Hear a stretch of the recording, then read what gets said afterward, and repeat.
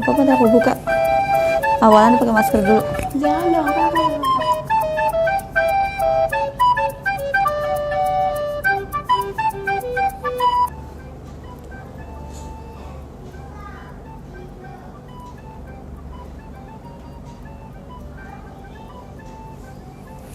Bismillahirrahmanirrahim. Assalamualaikum warahmatullahi wabarakatuh. Waalaikumsalam warahmatullahi wabarakatuh. Alhamdulillahirrahmanirrahim. Apa kabar kakak Soli-Soliha SDIT Auladi? Alhamdulillah, luar biasa. Allahu Akbar. Gimana nih di pagi hari yang cerah ini? Baik-baik saja Ustazah Baik-baik Latifah. saja ya, Sekarang semoga- kita ada di mana nih Ustazah Latifah nih? Kita pagi-pagi ini tadi udah sampai di sini jam berapa ya Ustazah Yani ya? Jam setengah 9 ya? Iya, Setengah 9 kita sudah sampai. Tadi- Berangkat dari jam berapa? Ustazah Latifah. Dari jam 7. Dari jam 7. Ustazah Yani dari setengah 7 sudah pergi ke rumah Ustazah Latifah. Tadi kita berangkat bareng. Wah, jauh sekali. Kita memang ada di mana ini? Kita lagi ada di Jakarta. Jakarta apa? Jakarta Jakarta mana ya? Timur. Jakarta Di Jakarta jauh Timur, banget di dari Cakung. Tangerang Selatan. Dari BSD ke Jakarta Timur, Masya Allah. Kita mau ngapain sih Ustazah Latifah di sini? Kita mau ngapain ya Ustazah Yani ya? Jauh-jauh ke sini, Masya Allah. Jadi pagi-pagi kita udah siap-siap nih Ustazah Yani, Ustazah Latifah. Dan sama ada satu lagi siapa? Di balik layar, Iya. Ustadz Mujito. Ada Ustadz Muji mendampingi kita ya pagi ini. Oke, Pagi-pagi coba. kita berangkat dari rumah, mau ketemu sama pendongeng Nusantara. Julukannya apa ya? Pendongeng keliling Nusantara. Masya Allah. Kita Keren. doakan nanti menjadi keliling dunia. Amin. Amin Ya Rabbal Allah. Alamin. Oke, temanya apa nih Ustazah Latifah dongeng kali ini? Temanya nih, kita bisa lihat nih di balik ada bannernya nih. Tema kita di pagi hari yang cerah ini adalah hikmah dari kisah hijrah Rasulullah Nabi Muhammad SAW. Allahumma sholli wa sallim wa barik alaihi. Oke, ya langsung saja Ustazah Latifah ya. Ya, Kita panggilkan pendongeng keliling Nusantara. Kakak Sidik. Takbir, Allahu Akbar. Kak Sidik. Siap. Main yuk. Oke. Siap pendongeng. Terima kasih Bu Latifah. Terima kasih Bu Yani. Iya, ya langsung saja ya. Yani dan Miss Latifah. Persilahkan. Silakan. Kita pamit dulu. Silakan Kakak. Pakai yang mana nih?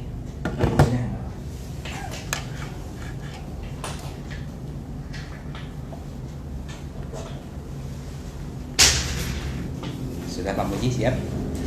Assalamualaikum warahmatullahi wabarakatuh. Waalaikumsalam warahmatullahi wabarakatuh. Alhamdulillah, senang banget Kak Sidik ketemu lagi sama teman-teman soleh dan soleha dari SDIT Auladi. Masya Allah, Alhamdulillah. Salawat dan salam untuk baginda Nabi Muhammad Sallallahu Alaihi Wasallam. Kalau Kak Sidik panggil adik-adik, tolong jawab siap, bisa nggak?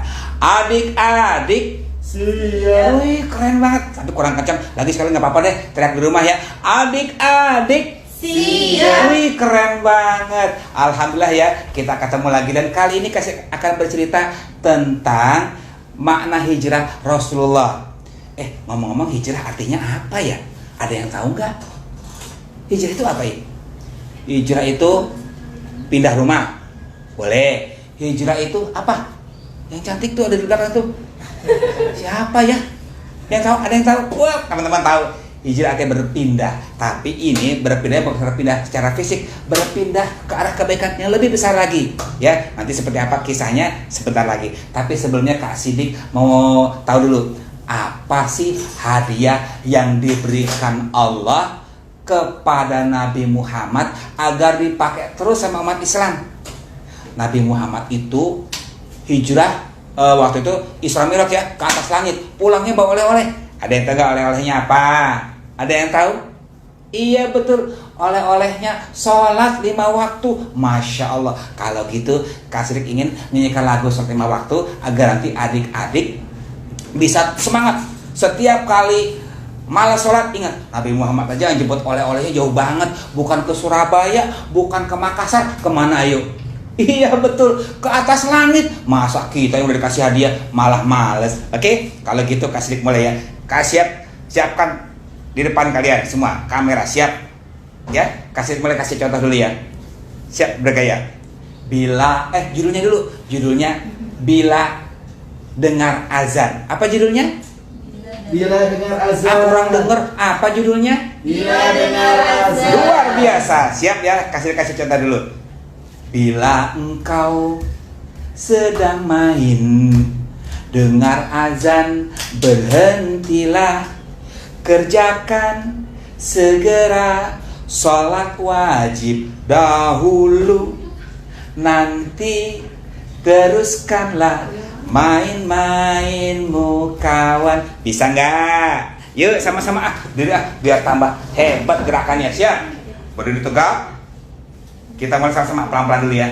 1, 2, 3. Bila engkau sedang main, dengar azan, berhentilah, kerjakan segera sholat wajib dahulu. Lompat kayak pocong ya. Nanti teruskanlah main-mainmu kawan. Tuh gitu, bisa nggak? Sekarang coba ini belakang Kak Sulit, coba nyanyi pelan-pelan kasih mau dengar. Bisa nggak ya? 1, 2, 3. Bila engkau sedang main, dengar azan, berhentilah, kerjakan segera sholat wajib dahulu, nanti teruskanlah main-mainmu kawan. Luar biasa, tepuk tangan dulu dong. Jadi tadi itu lagu yang namanya Bila Dengar Azan. Sebaiknya kalian nyanyikan dengan semangat yang sungguh agar kalian agar kalian hilang lemesnya, semangat lagi menyambut sholat ya. Jadi jangan lupa setiap kali mau sholat dengan semangat. Adik-adik Siap. Adik-adik siap. Wih, keren banget. Sudah siap dengar cerita? Sudah siap ya? Pak Bujo jangan lupa nih. Nanti jangan lupa ada kuisnya loh. Ada disediakan dari pihak sekolah SDT Aula di belakangan hadiahnya. Yang penting judulnya siap dulu. Siap dengar cerita? Kita mulai. Pakai bunyi gitu ya. Adik-adik sekalian, kita bicara tentang Nabi Muhammad, sosok Nabi paling mulia, paling istimewa, dan ia lahir ke dunia tapi dengan sedikit kesedihan. Waktu sebelum Muhammad lahir ada peristiwa yang terjadi, namanya peristiwa Tahun Gajah. Ada yang tahu Tahun Gajah? Iya, tahun di mana waktu itu terjadi penyerbuan besar-besaran oleh raja yang sombong yang namanya Raja Abroha dari Afrika. Waduh, ini raja kenapa sombong ya? Ternyata begini ceritanya. Raja Abroha sudah bangun kota pelabuhan di tempatnya di daerah Yaman, Afrika. Ternyata di sana udah dibangun kota pelabuhan yang megah, lengkap dengan semua fasilitas. Ternyata pengunjung yang datang sedikit.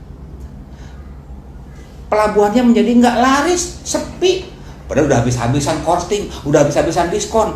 Raja bingung, panggil panglimanya, panggil menterinya. Menteri, aku mau tahu kenapa ini pelabuhan kita kok nggak ada yang datang. Jangan gugup, ya.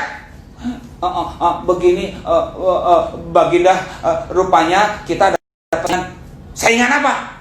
Ada kota lain yang namanya Mekah, itu orang-orang lebih tertarik ke sana. Hah? Mekah di mana itu? Jauh dari sini, tapi mereka semua senang ke sana. Kalau begitu tidak ada cara lain. Harus kita hancurkan Mekah biar nanti orang-orang pada ke sini. Iya kan? Iya kan? Iya kan?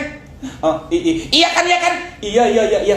Akhirnya Raja Abraham menyiapkan pasukan. Wih, di antara pasukannya ada pasukan yang hebat, namanya pasukan gajah. Wah, berarti menunggang gajah dong, iya kan? Menunggang gajah. Padahal orang Arab banyak yang nggak tahu gajah. Bisa dibayangkan ketika pasukan gajah muncul, orang-orang ketakutan. Singkat cerita, Raja Abroha sama pasukannya berangkat kemana? Ayo, dari Yaman menuju kota Mekah. Di sepanjang perjalanan orang-orang pada gebar. Binatang apa itu? Kok kopinya begitu? Ada tanduk apa-apa namanya? Lari. Semua lari ketakutan teman-teman. Wah, Raja Abroha tambah sombong. Lihat ini, sebentar lagi akan kulumatkan kota Mekah. Mereka akhirnya sampai di pinggir kota Mekah. Di sana ada penjaga kota Mekah. Siapa yang tahu siapa penjaga kota Mekah? Penjaga Ka'bah? Betul, kakeknya Nabi Muhammad, yaitu Abdul siapa? Abdul Ghafur. Abdul Ghafur. Salah Pak Muji. Abdul siapa? Abdul Muthalib. Pinter banget. Hampir betul Bu, tapi betul adalah Abdul Muthalib. Ternyata Abdul Muthalib tenang aja ketika dikabarkan. Mbah, dipanggil Mbah kali ya. Mbah, itu dari jauh ada rombongan gede-gede banget, pada pakai binatang apa saya nggak tahu, tapi kita ketakutan, Mbah, kita harus nyingkir, Mbah. Kata Mbah Muthalib, tenang aja, semua sudah ada tulisannya, semua ada takdir sisi Allah, tidak usah takut. Mbah mah nggak takut kayak begituan, hanya takut sama Allah, tenang aja. Wah, hebat ya, nggak takut sama yang lain. Dan benar, Raja Abroha di pinggir kota Mekah sudah siap. Abdul Muthalib, Mbah Abdul Muthalib di depan dia dengan tenang sambil pakai tongkat. Mau ngapain? Hei, Pak Tua, kami mau menghancurkan Ka'bah. Buat apa? Buat apa? Ka'bah jadi saingan kami, Mekah jadi saingan kami. Gara-gara Ka'bah dan Mekah, orang-orang nggak berkunjung ke kota pelabuhan saya. Padahal sudah saya bangun. Harus saya ratakan Ka'bah, saya hancurkan Mekah. Biar rasa. Ya udah, kalau mau ngancurin terserah. Lah, kok gitu? Saya mah sudah serahkan sama Allah. Allah akan menolong rumahnya. Kok gitu? Jadi Mbah nggak takut? Enggak, Mbah mau ceramatin kontak Mbah sendiri. Udahlah, terserah kamu. Ternyata ia langsung menyelamatkan. Jadi Mbah Abdul Muthalib nggak mikirin Ka'bah, bukan nggak mikirin sebetulnya ya, menyerahkan sepenuhnya urusan itu kepada Allah. Wah, Mbah Abdul Muthalib cuma menyerahkan kontaknya, belum diikat waktu itu. Ka'bah sepi, orang-orang bubar nonton dari balik bukit. Masa mau ngancurin Ka'bah? Masya Allah, ya Allah tolong kami ya Allah. Ka'bah kan tempat kami berdoa di sana ya Allah. Pasukan siap? Siap! Siap! Siap! Siap! Siap! Udah siap semua teman-teman. Dan ternyata begitu mau dikomando serbu, langit mendadak gelap. Ini kenapa langit tiba-tiba jadi gelap? Ada yang matiin lampu? Hah? Apa itu?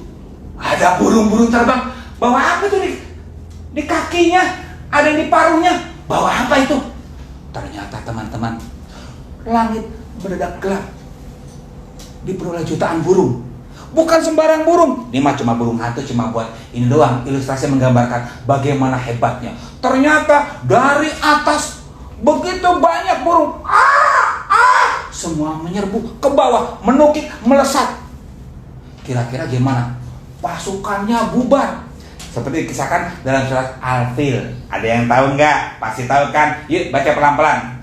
Surat Al-Fil. Bismillahirrahmanirrahim. Alam tara kaifa fa'ala rabbuka bi ashabil fil. Alam yaj'al kaidahum fi tadlil wa arsala alaihim tayran ababil. Dan kami utus pada mereka, pasukan mereka itu, tayran ababil, burung-burung ababil. Masya Allah, burung itu burung langka. Kenapa langka? Burungnya besar dan kuat, bisa mencengkeram batu. Dari mana? Neraka Sijil. Masya Allah. Dan akhirnya batu dilepas laksana peluru dari atas langit. Semuanya menyerang pasukan gajah, pontang panting. Akhirnya Abraham juga selamat ya kira-kira? Enggak selamat. Pasukannya juga mati, Abraham juga mati. Jadi Tayran Ababil ini merupakan kisah dari Al-Quran untuk menggambarkan bagaimana keseruan terjadi itu. Ternyata nggak ada apa-apanya. Akhirnya musnah semua. Mekah kembali aman. Alhamdulillah. Dan ternyata itu adalah peristiwa besar yang kemudian setelah itu nggak berapa lama Nabi Muhammad lahir. Ini dia Nabi Muhammad. Tapi sebelum lahir ada kejadian sedih lagi. Kira-kira apa ya kejadian sedihnya? Betul, waktu umur 6 bulan ayahnya sudah tiada. Ayah Nabi Muhammad siapa namanya? Siapa namanya? Siapa yuk? Abdullah. Masya Allah. Ada bisa nyanyi? Coba sama-sama dong. 1, 2, 3. Nyanyikan Bu. Abdullah nama ayahnya, Aminah ibundanya. Asik. Tuh kan? Ya berhenti. Bener, Aminah nama ibu kandungnya, Abdullah nama ayah kandungnya. Tapi Abdullah umur berapa tadi? Umur 6 bulan dalam kandungan Nabi Muhammad. Beliau meninggal. Innalillahi wa inna ilaihi rajiun. Jadi Nabi Muhammad tidak pernah kenal ayahnya secara langsung, nggak pernah ketemu. Kita beruntung ya, masih punya ayah dan ibu ya. Dan kemudian begitu Nabi Muhammad lahir, langsung dipelihara oleh kakeknya yang sayang sama Nabi Muhammad. Kakeknya ini sering menimang Nabi Muhammad. Wajah Nabi Muhammad bercahaya seperti bulan purnama. Dan kalau yang terjadi, nah Abdul Muthalib langsung menjaganya. Dia bilang begini sama orang-orang, ini cucuku, jangan ada yang ganggu. Aku akan jadi pelindungnya. Wih, Nabi Muhammad kecil waktu itu senang banget. Tapi ada yang ketinggalan. Umur 2 tahun ada lagi yang meninggal. Siapa ayo yang meninggal?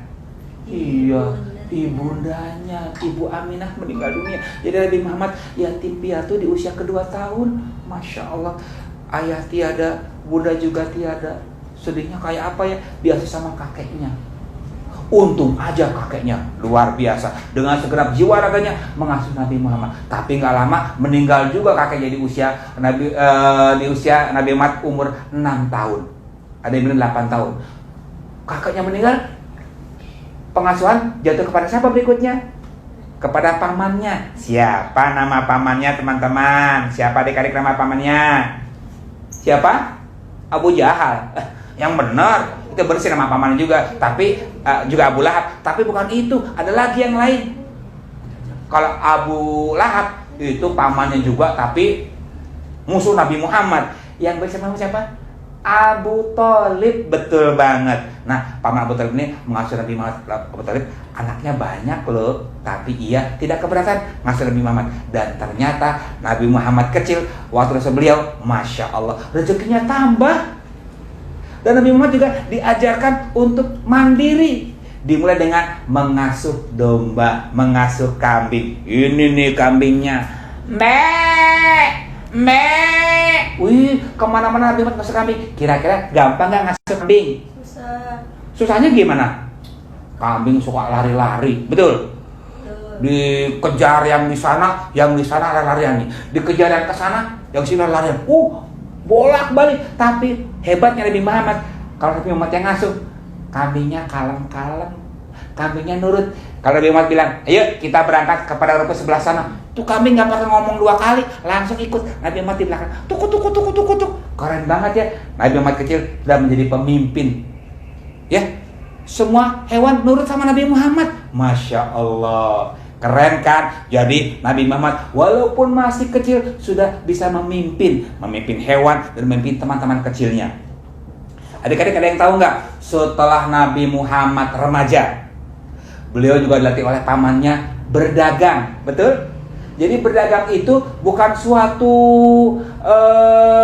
peristiwa biasa. Itu menunjukkan kejujuran Nabi Muhammad. Nabi Muhammad itu berdagang dengan jujur. Ia mulai berdagang membawakan dagangan pamannya. Dagang apa ya? Biasanya dagang kain. Tapi Nabi Muhammad itu orangnya jujur. Dia selalu bilang, ini modal saya sekian. Ibu kalau mau beli, bapak mau beli, cukup harganya sekian, nggak berlebihan mahalnya. Orang-orang akhirnya senang bisa Nabi Muhammad. Dan kemudian bilang begini sama Nabi Muhammad sama pamannya, paman, katanya kalau mau lebih murah dapat banyak harus beli ke Syria, ke Suriah paman. Aku boleh nggak ke sana? Oh ya boleh. Kamu kan sudah dewasa, sudah besar. Oke, silakan. Nabi Muhammad pertama kali berangkat ke Syria atau Suriah. Ngapain? Betul, membeli kain-kain yang banyak untuk dijual lagi di Mekah. Masya Allah, luar biasa jiwa dagang, jiwa bisnis Nabi Muhammad. Dan kalian tahu apa yang terjadi? Ada yang dititipkan dagangan sama Nabi Muhammad. Karena Nabi Muhammad memang jempol. Dia pernah bilang, ibu jangan yang itu kainnya. Kenapa? Saya suka. Tapi ada cacatnya bu. Maaf, ini saya tadi lupa singkirkan.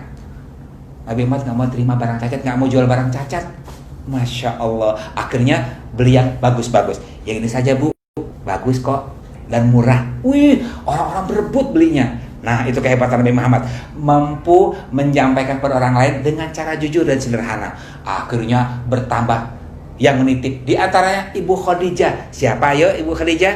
Betul, seorang businesswoman yang kemudian di kemudian hari menjadi istri Nabi Muhammad. Tapi sebelumnya beliau nitipkan dulu dagangan sama Nabi Muhammad. Ternyata amanah, dagangannya kembali dengan keuntungan berlipat. Masya Allah. Dan akhirnya tambah percaya sama Ibu Khadijah, tambah percaya. Dan kemudian dia bisik-bisik, Nabi Muhammad udah punya calon belum ya? Ternyata Ibu Khadijah juga suka Nabi Muhammad. Dulu Nabi Muhammad umur berapa yo atau menikah? Umur 25 Nabi Muhammad. Udah jadi pemuda gagah. Seperti Ibu Khadijah umur 40. Tapi pada usia tidak membuat mereka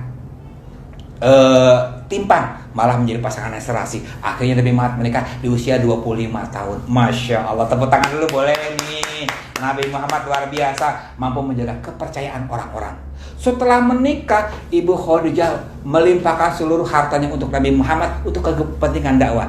Tapi waktu itu masih belum dakwah ya Nabi Muhammad, karena belum dicuci dari Rasul. Tapi di usia ke-40, di usia ke berapa? 40 tahun Nabi Muhammad diangkat menjadi Nabi dan Rasul dan mulai berdakwah. Kira-kira dakwah Nabi Muhammad itu gampang apa susah ya? Susahnya kenapa? Betul, di sekeliling Nabi Muhammad masih banyak orang yang mabuk, masih banyak orang yang nakal, masih banyak orang berbuat kriminal, masih banyak penjarahan, macem-macem. Nabi Muhammad nggak pernah ikut. Dia tahu itu tidak benar, sehingga Nabi Muhammad jauh dari hal seperti itu. Bahkan Nabi Muhammad lebih sering menyendiri keluar kota. Iya, ke gua apa namanya? Tempat Nabi Muhammad pertama kali mendapatkan wahyu. Ada yang tahu?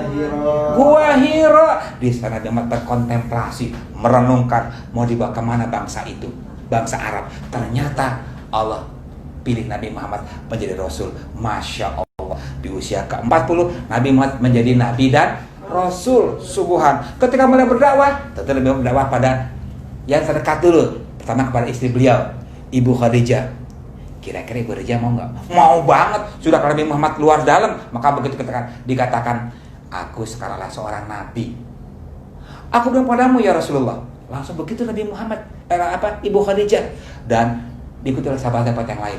Alhamdulillah. Dalam sekejap, dalam tidak berapa lama, lingkaran keislaman orang-orang Nabi Muhammad bertambah.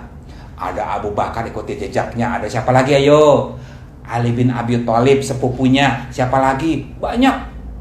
Ternyata ini tidak membuat Nabi Muhammad disukai. Mulailah periode kebencian kepada Nabi Muhammad. Kira-kira kalau benci orang sama Nabi Muhammad gimana?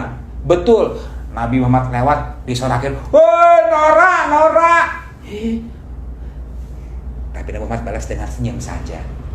Sabar beliau. Sabar dan senyum adalah kunci senjata beliau. Di tempat lain, oh tuh orang gila tuh, masa bilangnya kata berhala kita nggak boleh disembah hanya Allah. Enak aja aku udah bikin berhala mahal-mahal, udah punya 3 lagi di rumah, masa nggak disembah? Jadi sebagian orang keberatan dengan cara Nabi Muhammad berdakwah. Tapi Nabi Muhammad tetap senyum. Lama-lama sebagian mereka pun mulai dulu hatinya dan masuk Islam karena pendekatan yang dilakukan Muhammad, pendekatan dari hati ke hati. Alhamdulillah. Dan ternyata teman-teman, apa terjadi? Setelah 13 tahun berdakwah di Mekah, kebencian makin besar dan akhirnya malah ada sayembara. Sayembara untuk apa? Membunuh Nabi Muhammad. Masya Allah, orang Mekah ketemu dibunuh. Ya Allah. Tapi ternyata ada loh Quraisy yang pasang badan. Beberapa Quraisy langsung bilang, saya sanggup membunuh Muhammad, tenang aja. Ada seorang pemuda Quraisy yang namanya tiba-tiba kasih lupa namanya, tapi ia ini bilang sama orang-orang, oh saya tahu Nabi Muhammad pergi ke sebelah sana kemarin. Maksudnya apa? Ia mau orang-orang agar orang-orang percaya Nabi Muhammad ada di tempat itu. Dia mau berburu sendirian karena tergiur dengan jumlahnya, uangnya besar katanya, dan juga hadiah-hadiah ontaknya. Masya Allah. Jadi dia bawa orang-orang supaya dia sendirian yang memburu Nabi Muhammad. Orang ini kemudian membunuh Nabi Muhammad. mengamati Nabi Muhammad dari jauh dan kemudian mengejar. Nah, inilah bagian terpenting. Hijrah Nabi Muhammad itu bukan sembarang hijrah. Hijrahnya pedih. Sebelum hijrah Nabi Muhammad memerintahkan dulu para sahabatnya, hijrah dulu. Silakan kalian hijrah pelan-pelan. Ada yang hijrah tanpa membawa apapun, cuma baju di badan doang. Tapi demi keyakinannya kepada agama Allah, mereka siap hijrah, meninggalkan harta bendanya di kampung halaman. Tersebar. Ada yang hijrah ke Yaman, ada yang hijrah ke Suriah, ada yang hijrah ke Palestina, semua menyebar. Dan kemudian setelah dia tanpa juga berdakwah, kemudian di negara-negara tetangga, baru terakhir Nabi Muhammad. Jadi Nabi Muhammad itu tipe pemimpin yang kalau hijrah paling belakangan. Semuanya anak buahnya dulu semua beres, baru Nabi Muhammad orang terakhir yang hijrah. Ya, ditemani sahabatnya. Siapa sahabatnya yang hijrah bersama beliau? Betul, Abu Bakar. Nah, berdua bergaul ini bersama-sama menyewa onta, ada seorang tunjuk jalan. Bertiga nih sekarang nih, ada tunjuk jalan dulu, pakai onta pelan-pelan. Ternyata mereka pilih jalan memutar, teman-teman, supaya nggak diketahui orang-orang Quraisy. Apa Nabi Muhammad takut? Tidak takut pada mereka, tapi lebih takut kalau sampai agama Allah ini tidak disiarkan. Jadi mereka, Nabi Muhammad bersembunyi. Kalau malam baru mulai berangkat lagi, kalau siang ngumpet dulu. Seperti itu sambil jalan memutar. Ternyata orang-orang Quraisy tidak tahu. Tapi yang tadi pemuda tadi itu tahu. Dia dengar katanya, Nabi Muhammad berjalan ke arah pantai di tepi Laut Merah. Di sana kan nggak ada orang. Jangan-jangan, itu pasti Muhammad itu. Aku akan segera menyusulnya. Dan pemuda Quraisy tadi memacu kudanya seorang diri. Dia semangat banget memburu hadiah kalau sampai bisa membunuh Nabi Muhammad. Tapi ternyata udah dekat, tiba-tiba apa yang terjadi teman-teman? Kudanya kecemplak. Nggak ada sebab apapun, tiba-tiba kudanya jatuh. Pakai acara jatuh lagi. Bangun. Kuda disuruh bangun, naik lagi. Kedua kalinya kudanya kecengklak lagi, jatuh lagi. Sampai 2 kali.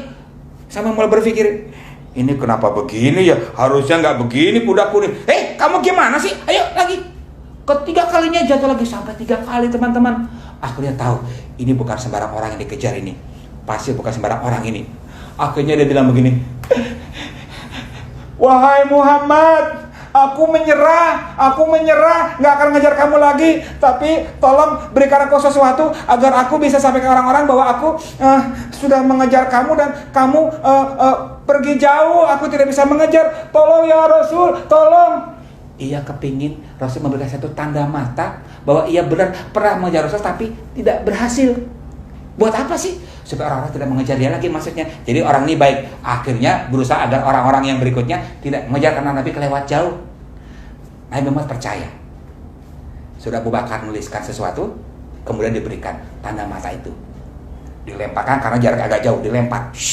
Silakan, kamu segera kembali ke Makkah. Iya Nabi, ya. Dibawa tanda matanya berupa surat yang ditulis di atas kulit unta. Diambil kemudian dibawa. Sampai di Mekah dia bilang orang-orang, ini aku udah kejar Nabi Muhammad. Ternyata Nabi Muhammad, wah luar biasa, tidak bisa dikejar, sudah jauh banget. Ditunjukkan surat itu. Orang-orang terkejut, wah ternyata sudah sampai situ. Waduh, rombongan kita malah ke arah yang lain. Aduh, hebat betul ya.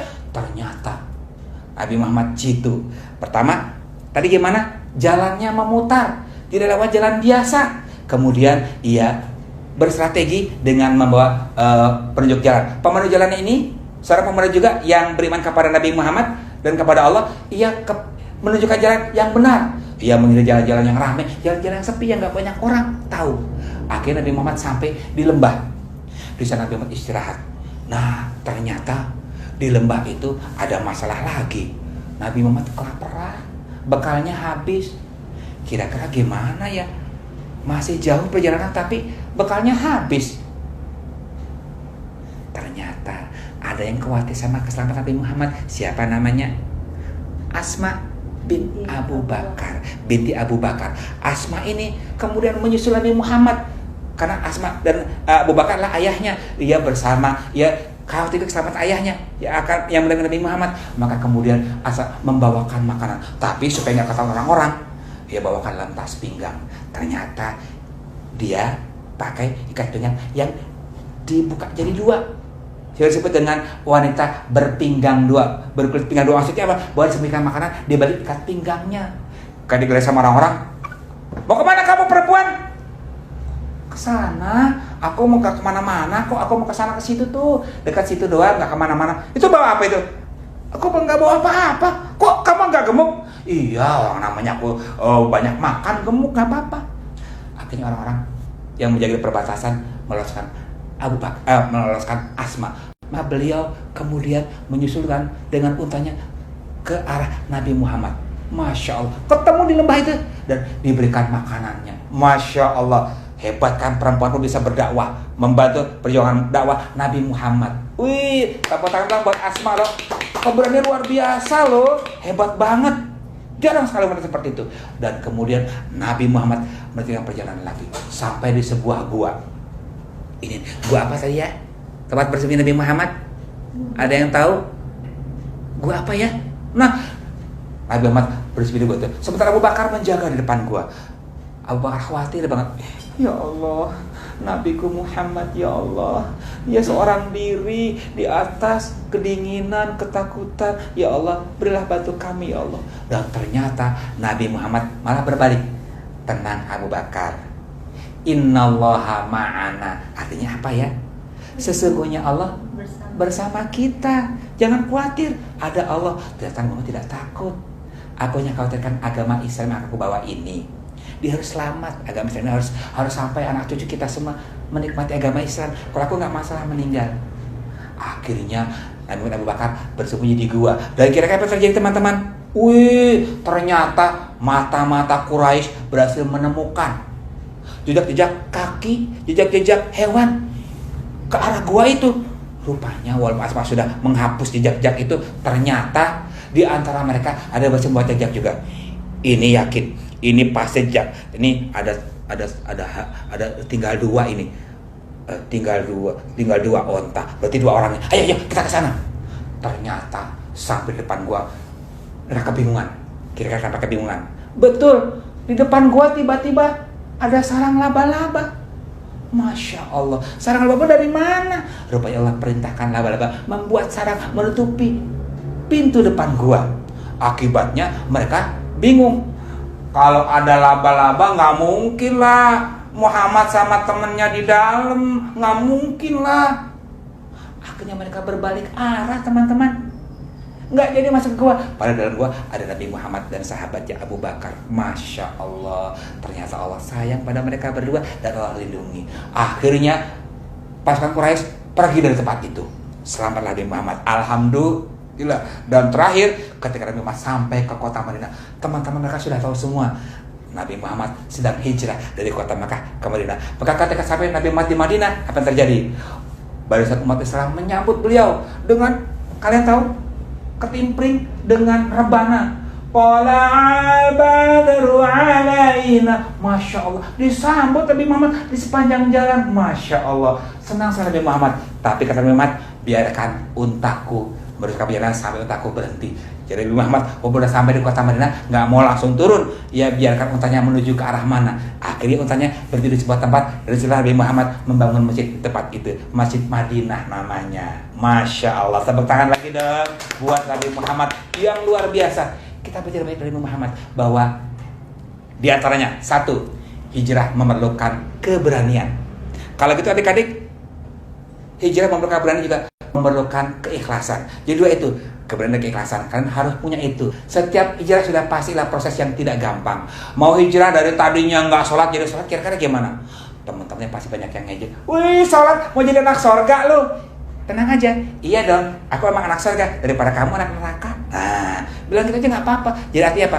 Kalau dalam kebaikan kita boleh menyampaikan argumentasi supaya orang-orang yang menyerang kita menjadi mikir, iya, masa aku jadi barisan neraka, masa aku jadi anak neraka, nggak mau jadi anak surga aja, gitu. Jadi pertama, hijrah memerlukan keberanian dan keikhlasan. Dan kedua, yakin teman-teman semua sudah punya itu, keikhlasan dan keberanian. Kedua, hijrah memerlukan proses apa? Proses panjang, tidak instan, tidak cepat, tidak seketika. Teman-teman juga tahu bahwa hijrah itu memerlukan proses seperti itu. Kalau gitu teman-teman bersabar ketika hijrah. Teman-teman yang tadinya barangkali disuruh mandi sama ibu susah banget. Andi, mandi, ntar bu, lagi main. sekarang kita hijrah, kita sadari, oh iya ya, yang namanya mandi emang harus. Ya Bu, aku sekarang mandi Bu. Itu hijrah. Teman-teman yang tadinya malas mandi jadi rajin mandi, malas sholat jadi rajin sholat, malas apa lagi? Malas baca Quran jadi rajin baca Quran, malas menghafal jadi rajin menghafal. Yang tadinya cuma 1 juz manggah doang, juz manggah, juz 30, coba tambahin juz 29. Yang suruhnya 2 juz 39, juz 30 dan 29, tambahkan lagi juz 28. Seterusnya begitu, sehingga teman tidak terasa hafal 30 juz. Keren banget, Masya Allah. Nggak kayak Kasidik masih 2 juz mangga sama juz jambu. Jangan ikutin Kasidik ya.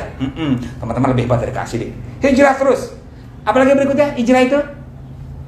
Hijrah tadi pertama memerlukan keberanian, keikhlasan. Yang kedua, hijrah tidak instan. Yang ketiga, pahala yang besar didapatkan saat kita berani berhijrah. Wih, jadi siapa takut berhijrah, kita akan berhijrah semua. Dari arah kesesatan menuju arah kebenaran, dari arah keburukan menuju arah kebaikan. Setiap hari kita hijrah, supaya Allah tambah sayang sama kita. Jadi teman-teman ingat, hijrah itu memerlukan keberanian, keikhlasan. Kemudian hijrah itu tidak cepat, tidak seketika.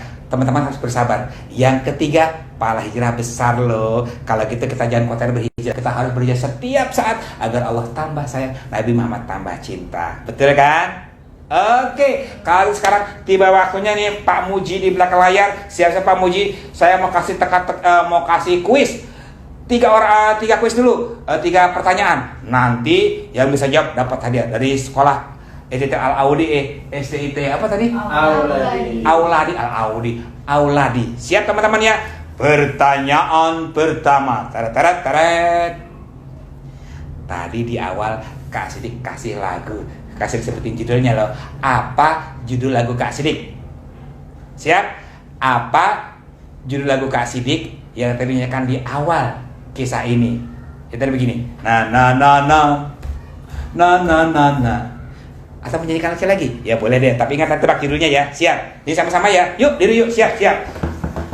1, 2, 3. Bila engkau sedang main, dengar azan, berhentilah, kerjakan segera sholat wajib dahulu, nanti teruskanlah main-mainmu kawan. Iya, betul sekali. Sekarang tebak judul lagunya apa ya? Iya, teman-teman, judul lagunya ya.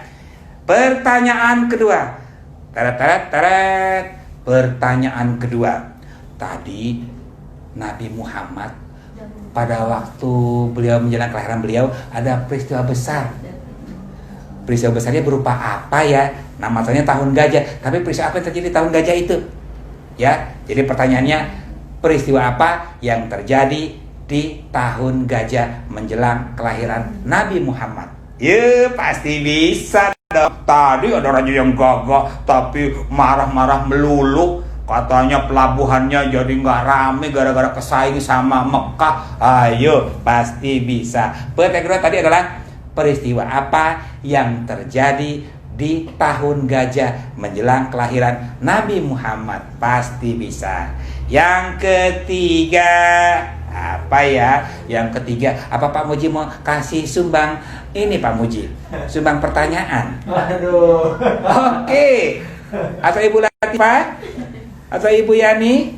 Apa saya borong? Bu Yani aja deh. Siapa yang membawakan bekal untuk Nabi Muhammad? Benar banget. Pertanyaan ketiga, siapa yang membawakan bekal makanan untuk Nabi Muhammad saat hijrah? Seorang perempuan nih, namanya siapa ya? Kasih nama titik binti titik ya. Ayo, pasti bisa teman-teman. Udah 3 aja, apa mau tambah lagi? Cukup 3 aja ya. 3 aja. Ini pasti teman-teman bisa ya. Nah, Kak Sidik berharap teman-teman jangan takut hijrah. Harus mulai hijrah ke arah kebaikan, ke arah kesungguhan. Karena hijrah itu pahalanya besar menanti. Sebaliknya kalau hijrah cuma gitu-gitu aja, stagnan, monoton, ya Allah ntar jadi fosil teman-teman. Emang enak jadi fosil? Membatu. Mana enak. Kalau kita harus hijrah ke arah yang lebih baik. Terima kasih. sekian dongeng dari Kak Sidik. Semoga kalian semua sehat selalu. Dan akhir-akhirnya dengan wassalamualaikum warahmatullahi wabarakatuh. Sampai jumpa.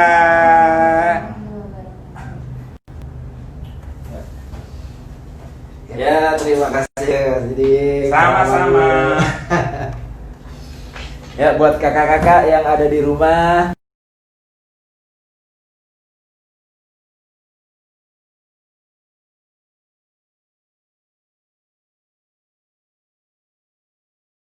Instagram.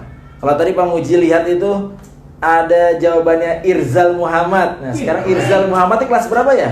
4 atau 5 ya? Kelas 5 kalau nggak salah. Jawaban Irzal Muhammad tadi judul lagunya sudah ketebak. Terus ada Azam Tutup Polit ya, lewat ibunya tadi ada komentarnya, orang yang mengantarkan makanan ke Iya. Nabi Muhammad. Ada jawaban dari Azam tadi. Keren. Semua chatnya sudah dibaca. Jadi buat yang kalian yang nonton di YouTube agak sedikit tersendat-sendat, bisa fullnya nanti lewat di Instagram SDIT Auladi Theater. Terakhir sebelum ditutup, jangan lupa jadilah muslim yang cerdas. Di tahun 1442 ini kita harus lebih cerdas daripada 1441 Hijriah. Lebih baik. Lebih baik. Bagaimana cara cerdasnya? Nah, di sini ada nih. Nah, ada gedung-gedung masjid kita nih. Gedung masjid kita, kalau misalnya kita jadi muslim cerdas itu, caranya adalah bagaimana kalau kita ketika sudah meninggal, ya, kita masih mendapatkan pahala. Nah, buat yang ayah bundanya juga ikut nonton, bagaimana sih caranya supaya kalau kita sudah meninggal pahalanya masih tetap mengalir? Selain anak soleh, ilmu yang bermanfaat, terakhir itu adalah bersedekah. Nah, di sini Pak Muji beserta teman-teman yang lain mengajak untuk sedikitlah bersedekah untuk melanjutkan pembangunan Masjid SDIT Auladi atau SIT Auladi, supaya nanti ketika COVID sudah hilang kita bisa bersama-sama sholat di masjid. Bagaimana caranya? Ambil HP-nya, lalu lihat, klik. Nah, ini ada nomornya nih, nomor infak terbaiknya ke BSM 71288754438. Kalau masih kurang jelas, nanti tanya ke wali kelasnya. Bu, aku mau infak nih, 50.000 boleh, 100.000 boleh, ya. Yang penting harus berbeda dari 1441 ke 1442. Sekian dari Bapak, kurang lebihnya mohon maaf. Sampai bertemu lagi di acara berikutnya. Acara terdekat itu insya Allah kita akan ada acara Bulan Bahasa. Nah, bulan bahasa ya. Bulan bahasa kita ada di bulan September insya Allah. Oke, kita tutup dengan bersama-sama membaca hamdalah. Alhamdulillahirabbil alamin. Subhanakallahumma wa bihamdika asyhadu an la ilaha illa anta astaghfiruka wa atubu ilaik. Yang di belakang kamera boleh masuk semuanya ke dalam. Ya.